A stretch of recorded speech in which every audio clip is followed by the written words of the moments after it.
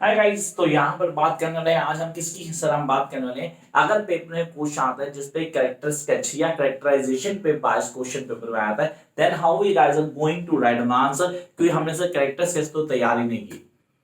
Now we are not studying in school life, तो जहां पे कैरेक्टर स्केच को क्लियर करते थे। लेकिन अगर हम बात करते हैं नॉवल का आंसर लिखते हुए, हम लोगों को कैरेक्टराइजेशन पे बायस क्वेश्चन आते हैं। जैसा कि आप अपने वीडियो में हमेशा मेंशन करते हैं कि ब्रिटिश नॉवल में कुछ क्वेश्चन आते हैं जो कैरेक्टराइजेशन पे बायस होते हैं। तो अब कौन से कैरेक्टर पे क्वेश्चन आएगा we don't have idea, but how we going to start that particular answer, उसमें नंबर भी आना चाहिए। तो 2 4 3, सिर्फ 2 4 नहीं, चार स्टेप्स को फॉलो करना है and we going to crack this question from the beginning till the last. कितने नॉवेल्स हैं कोर्स में? 9। कितने किए? 6 7, more than enough, seriously more than enough, क्योंकि क्वेश्चन वही आना है। आपने कहा मैक्सिमम कैरेक्टरिस्टिक्स जो आता है वो आता है या तो प्रोटैगनिस्ट ऑफ द स्टोरी या villain of the story. I repeat, protagonist या विलन। सर शॉर्ट नोट आ सकते हैं माइनर कैरेक्टर में, एग्जैक्टली राइट। वहां पे माइनर कैरेक्टर में हमें कैरेक्टर स्केच नहीं लिखने होते, लेकिन वहां पे भी अगर आप ये 4 चीजें फॉलो कर देंगे ना, then you have a plus point. तो प्लस पॉइंट लेके चलेंगे, माइनस कहीं लेना। आजकल प्लस सब कुछ होना चाहिए, तो ये हमारे लिए इंपॉर्टेंट है।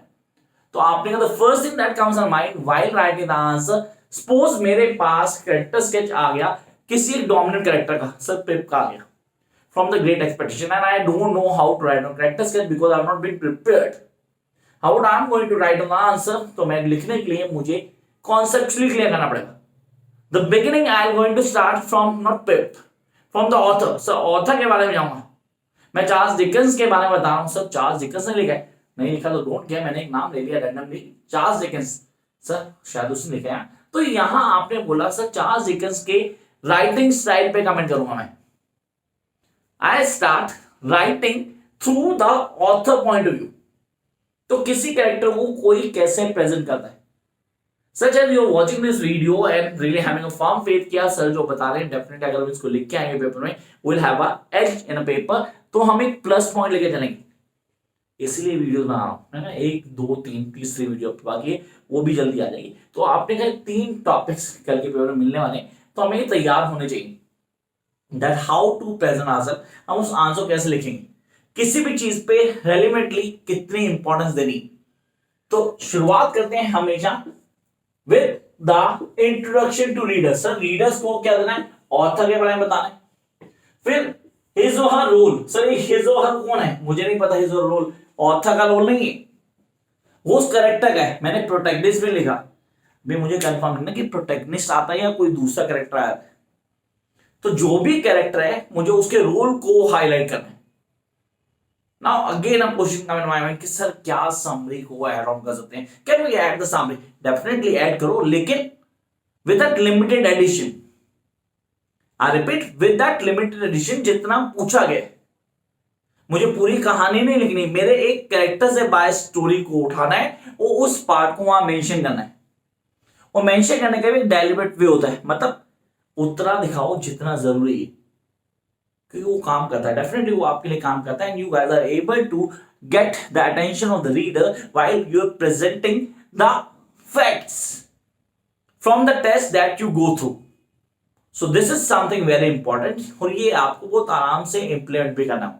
तो आपने कहा the first thing that come in mind regarding that how I am going to implement the answer, उसके लिए बिगिनिंग करनी ऑथर के इंट्रोडक्शन से, देन द कैरेक्टर के जो ट्रेट्स हैं मुझे वो हाईलाइट करना है, उसकी इंपॉर्टेंस मींस जो भी रोल वो प्ले करता है उसको बताना है।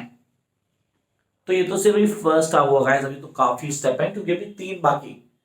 Now immediately after this I am going to highlight his और हर क्वालिटीज।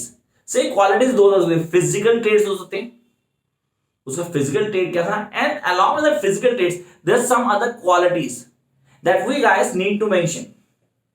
क्योंकि आप कैरेक्टर स्केच बता रहे हैं, उसका कैरेक्टराइजेशन आ गया सर, किसी कैरेक्टर के रिलेटेड पूछ लिया, तो आपने पहला पॉइंट बोला फिजिकल, दूसरी आगे उसकी क्वालिटीज। फिजिकल अपीयरेंस की बात करें, जैसा उसको शो किया गया, तो हमारे लिए इंपॉर्टेंट था कि फिजिकली वो क्या है, उसको कैसे आप सर एक्सप्लेन करेंगे in details, so the readers can enjoy each and every point, and it must be come in a flow. For that you guys need to take care of ABC, I hope आप लोगों को on tip हो गया होगा.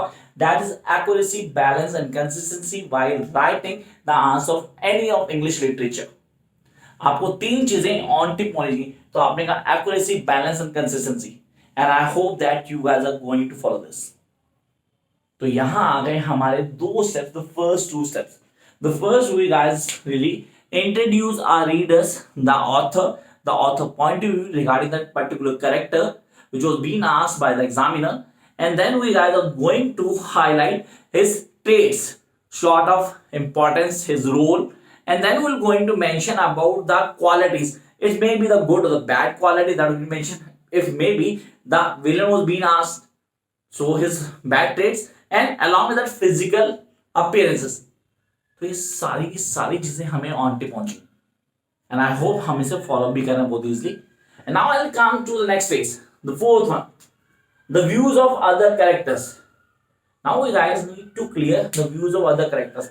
अब ये views क्या होते हैं, इसके लिए excuse me guys, now views पे हमारे पास दो चीज आती हैं. That is something very very important. Why from the views, it means the other character have their opinion about that particular character. So what the opinion was in the mind of the other characters regarding that particular character was being asked in the examination. अब उस examination में पूछा गया किसी एक character, पिप को लेते दोबारा मेरा फेवरेट कैरेक्टर बन गया, तो मैंने पिप को ही हाईलाइट किया, पिप के बेसिक कॉन्सेप्ट को हाईलाइट किया, या कैज़लॉन की बात करता हूँ उसको लेके चलते हैं, उसको डिफाइन करते हैं. तो कैरेक्टर्स को आप कितना डिटेल में बता रहे हैं, and how easily you adjust yourself with your opinion, वो मैटर करता है. याद रखना जब आप किसी के व्यूज बताते हैं, try to give example. Yes, try to give example along with your answer, ताकि वो चीज थोड़ी सॉलिड लगे कि इस आंसर में कुछ प्रूफ भी है. And then I will jump to the last, the qualities that appeal you the most. That is the most important thing in your answer. आप उस कैरेक्टर में एज अ रीडर आपको जो सबसे अच्छी क्वालिटीज लगती हैं, you need to mention, and then give example with that quality. And do one more thing, please try to add some quotation from that test in between your answer. Quotation always plays a dominant role. While it's a drama or a novel or some other short stories, quotation do play a dominant role. Now, while implementing this, you need to know that how you guys are going to add the summary part in between the answer so that you can give the length to your answer. So it's a 20-mark question. How can I write on the character sketch of one person who don't have any major role in the storyline, if it can come? How would I am going to search out the answer? For that, I need to add the storyline, such as the summary, but the summary must be presented in a manner that it looks so attractive. Means anybody can read it with full of the pleasure. Yeah, he is getting everything. For that, I have told you that you guys need to go with ABC. And please take care of one thing while writing the answer, that you guys need to have something in your mind. Before start writing, please analyze the entire answer in your mind. This is something very very important. Means how I'm going to deliver that answer, I need to check each and everything. तो उसके लिए आपको ABC follow नहीं करना, you guys need to follow ACT. I hope ये भी याद होगा. ABC stands for accuracy, balance and consistency. Whereas ACT stands for analyze the question, concept and test. Test that you are going to add in between your answer. Only that test. And in these answers, seriously, this one, you guys can give conclusion at the end. Conclusion because you are trying to prove your character set is really complete. So these are the basics rules that you guys need to keep in your mind while writing the answer characterizations. So tomorrow you guys have an exam, or maybe somebody have an exam after a month or two, but you guys need to keep these things in your mind forever while writing the answer British novel paper. सो हमें क्या करना है, क्या basics हैं, किन answers लेके चलते हैं, दिमाग में क्या आता है, and how to grab maximum marks. You need to keep these rules in your mind. Wish you all the very best. Till then, keep watching, like, share, and subscribe if you think it's worth to watch. Bye, guys.